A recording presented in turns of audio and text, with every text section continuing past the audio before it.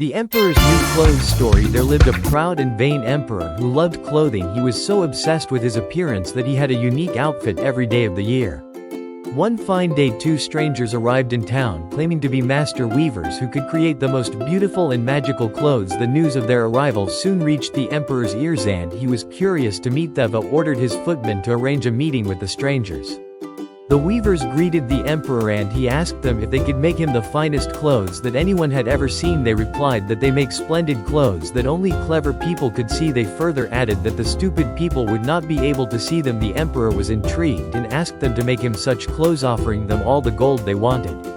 1 week later, the weavers returned to the palace with the clothes they had made for the emperor. They showed him the clothes, but the emperor and his footmen could not see a thing. The weavers explained that only clever people could see the clothes and they looked magnificent. The emperor did not want to appear foolish, so he pretended that he could see the clothes and praised them. His footmen did the same. The emperor was eager to wear his new magical clothes to a royal procession. The weavers continued to flatter the emperor, telling him how well the clothes fit him. The emperor gazed at himself in the mirror and admired his appearance. He was overjoyed that he would be the talk of the town. The emperor ordered to open the palace gates and the procession began. The crowd was amazed when they saw the emperor. They had heard that only clever people could see his clothes, so everyone cried out how splendid His Majesty looked in his new clothes.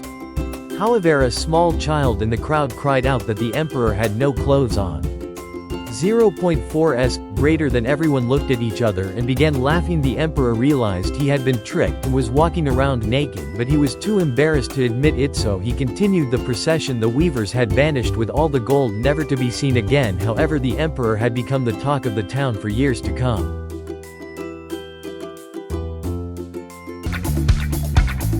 Thanks for subscribing.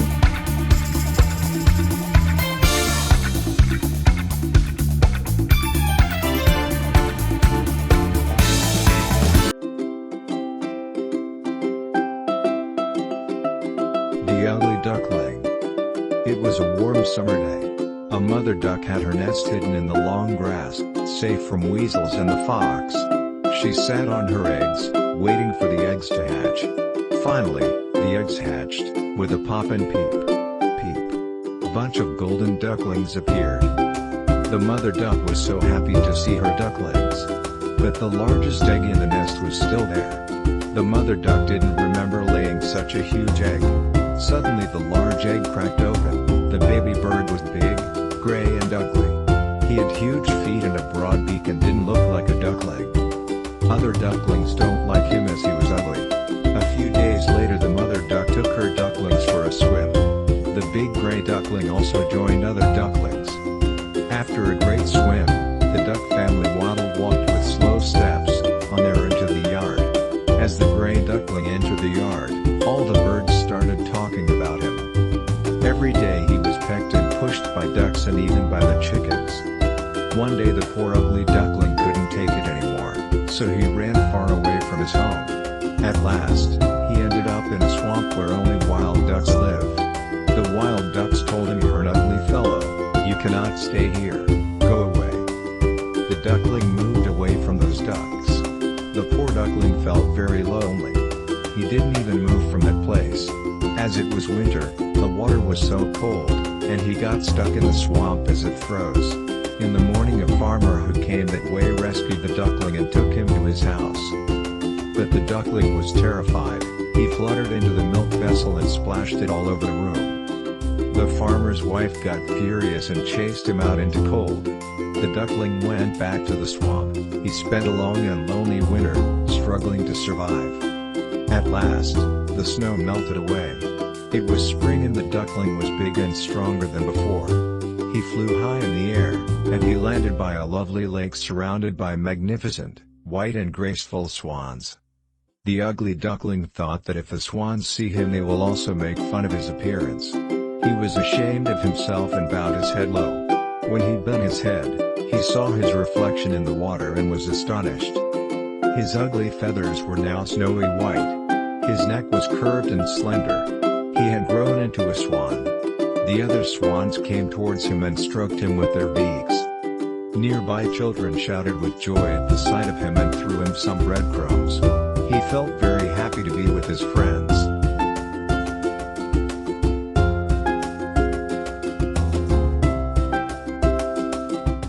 Thanks for watching. One day, a fox was roaming in the jungle. It was a hot summer day. The fox was extremely thirsty but could not find any water. He kept on walking and suddenly he saw a well. He leaped on the well's wall to check water. He lost his balance and fell right into the well. The well was very deep. The fox doesn't know how to get out of the well. He got really scared and screamed for help. Nearby the goat was passing the well. When she heard the fox, she went to peep inside the well.